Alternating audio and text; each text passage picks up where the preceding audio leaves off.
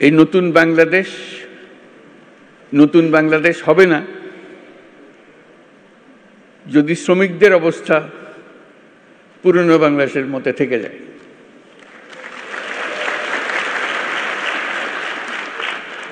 কাজে এটা আমাদের সবার দায়িত্ব, যারা এই নতুন বাংলাদেশে বিশ্বাস করি, যারা এই নতুন বাংলাদেশ গড়ার জন্য প্রাণ দিয়েছে, যারা নতুন বাংলাদেশ গড়ার জন্য আহত হয়ে জীবনের সংগ্রামে রত আছে, আর যারা তাদের প্রতি সমর্থন দিয়েছে। এটা আমাদের দায়িত্ব এবং একই সঙ্গে এটা আমাদের মস্ত বড় সুযোগ। এরকম আকাঙ্ক্ষা আগে কোনোদিন একযোগে এত কঠোরভাবে সৃষ্টি হয়নি, আজকে যেভাবে সৃষ্টি হয়েছে।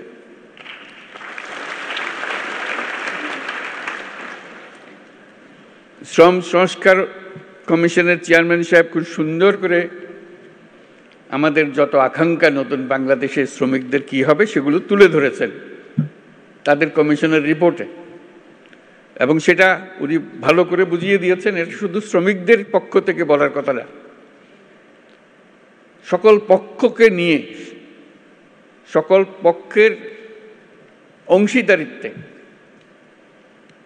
এই কমিশনের রিপোর্ট রচনা হয়েছে। তারা যেসব কথা বলেছেন, যেসব সুপারিশ করেছেন,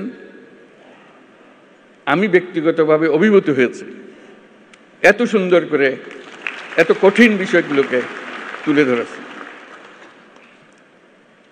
আমি তাকে অনুরোধ করছিলাম আমাদেরকে একটা তালিকা দেন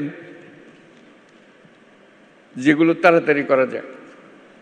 তিনি সঙ্গে সঙ্গে বললেন, আমি প্রস্তুত হয়ে এসেছি, তালিকা আপনার জন্য নিয়ে এসেছি। আশু করণীয়, আমাদের দায়িত্ব হলো আশু করণীয়গুলো দিয়ে যাত্রা শুরু করা। এগুলো করণীয়গুলো সমাপ্ত করার পরে কঠিনগুলো আস্তে আস্তে আমরা রওনা হব। কিন্তু এটা বাস্তবায়ন না করে জাতির কোনো গত্যন্তর নাই। এই নতুন বাংলাদেশ গড়তে হলে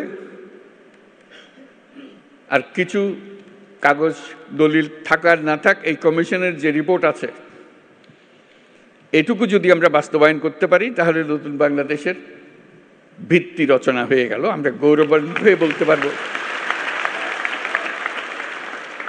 আমরা সেই পথেই যাত্রা করেছি এবং সেই পথে চলা আমরা অব্যাহত রাখব। আজকে ভালো লাগলো সবার কথা শুনে, সবার সঙ্গে দেখা করে।